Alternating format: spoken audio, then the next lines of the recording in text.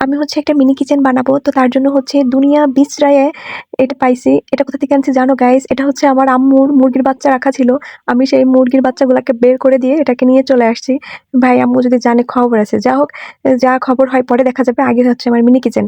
তো যা হোক আমি মিনি কিচেন বানানোর জন্য আগে ওইটাকে সুন্দর করে কেটে নিচ্ছি দা দিয়ে। খুব কষ্ট ছিল কিন্তু। যা হোক আমার ভাতিজি কাটছে, আমিও কিছুটা কাটছি। তো তারপরে হচ্ছে যে একটা কাগজের ব্যাগ নিছি।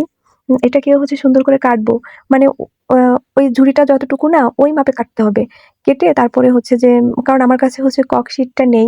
ককশিট থাকলে আবার ককশিট যদি নিচে দেওয়া হয়, যদি চুলা রাখি না তাহলে কিন্তু ওই ককশিট পুড়ে যাবে।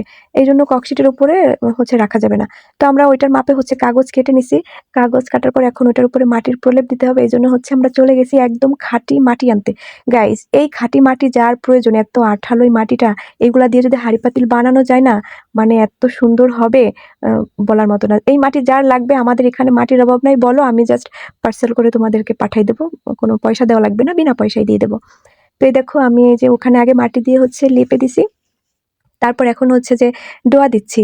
মানে মিনি ঘর, মাটির ঘর ডোয়া না দিলে হয়? এখানে আমি হচ্ছে আগে মাটিগুলাকে গোল, গোল করে নিয়ে তারপরে হচ্ছে এই যে ডোয়া দিচ্ছি। ডোয়া দিয়ে এখন ডোয়াটাকেও লেপে নিবো।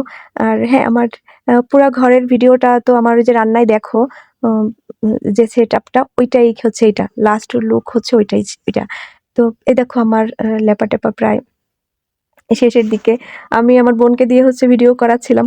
ও যে মানে সব পজিশনে ভিডিওর শুট নিছে আমি এটা জানি না। মানে কোনো সাইড থেকে ভিডিওর শুট নিতে ও বাদ দেয় নাই। হায়রে বোন কি করছিস তুই?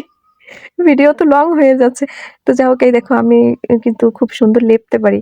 মানে ভাই আমার বরের ভাগ্য অনেক ভালো। আমি সবকিছু করতে পারি। মানে আমি ভালো লেপতেও পারি, আমি ভালো রান্নাও করতে পারি, আমি নাচতেও পারি, আমি খুব ভালো গানও গাইতে পারি। অবশ্য তোমরা আমার মানে কণ্ঠ শুনে তো বুঝতে পারো যে আমার এই কণ্ঠে যদি আমি গান গাই তাহলে সেই গানটা কতটা সুন্দর হবে। যাই হোক আমি স্কুলে যতবার গান গাইছি আমি ততবার গানে ফার্স্ট হইছি এবং এটা আমার জন্য বরাদ্দ থাকতো। মানে সবাই জানতো যে আমি গান গাইবো মানে আমি ফার্স্ট হব। একটা মজার ঘটনা বলি, সেটা হচ্ছে যে আমি যখন ক্লাস 10 এ তখন হচ্ছে যে আমার ক্লাসমেটরা আমাকে বলতেছিল, "তুই তো সারা জীবনই ফার্স্ট হইলি। তুই মানে গান গাইলে তো আমরা পারি না। তো প্লিজ তুই এবার গান গাস না। তাইলে অন্তত আমরা কিছু একটা হতে পারবো। আর তুই যদি গাস তাহলে আমরা কিছু হতে পারবো না।" এখন আমি তো গাইস পড়ে গেছি দোটানায়। কি করব? মানে এটাও আমার স্কুল লাইফের শেষ গান গাওয়া হবে। তো যাই হোক তোমরা কমেন্ট করে জানাও আমি কি স্কুলে গান গাইছিলাম নাকি ওদের জন্য স্যাক্রিফাইস করছিলাম বলো তো? কমেন্ট করে জানাও। হ্যাঁ, যারটা সঠিক হবে তার জন্য পুরস্কার থাকবে।